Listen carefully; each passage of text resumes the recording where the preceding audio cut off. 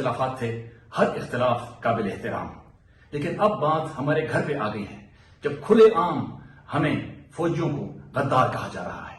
मैं सिर्फ एक बात करूंगा, जाग फौजी जाग, तेरी पग नू लग गया दाग। हम आर्मी के रिटायर्ड लोग इमरान खान साहब को ये बता देना चाहते हैं कि उन शोहदा जिन फौजियों के सरों को काटकर फुटबॉल खेला गया दहशतगर्दी की जंग में, आप उनके लवाहकीन को क्या बताना चाहते हो कि ये मीर जाफर और मीर सादक वाली फौज है? ऐसा हरगिज नहीं है। और आप खाना जंगी की बात करते हैं, खाना जंगी इस मुल्क में नहीं होगी। इस मुल्क के तमाम रिटायर्ड आर्मी के लोग अपने सिपा सालार के साथ शाना बेशाना खड़े हैं। जो इस फौज को गद्दार कह रहे हैं वो खुद गद्दार हैं, वो इस मुल्क के दुश्मन हैं। पाकिस्तान आर्मी चीफ या कोई भी सोल्जर कुछ भी हो सकता है, गद्दार नहीं। और मेरी तरह के रिटायर्ड ऑफिसर्स और जवान जनरल बाजवा के साथ खड़े, अपनी चीफ आर्मी स्टाफ के साथ खड़े। हम अपनी क़यादत के साथ हर वक्त शाना बेशाना खड़े हैं और हर किस्म की कुर्बानी जो माजी में भी पेश करते रहे हैं और आइंदा भी पेश करने के लिए तैयार हैं।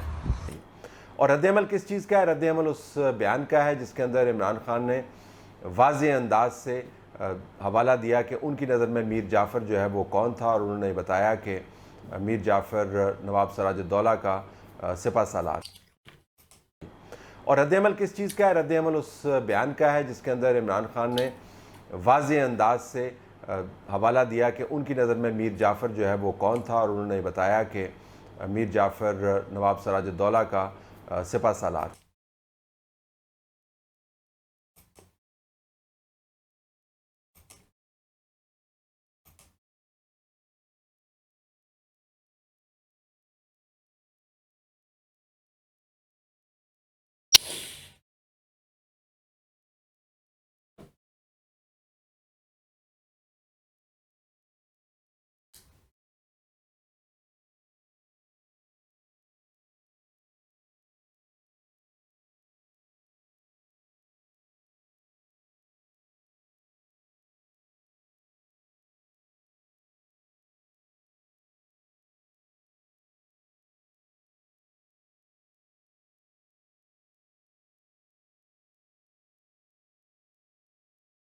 दिलवाने से ये ज़ायल नहीं होगा। और दूसरी बात यह कि ये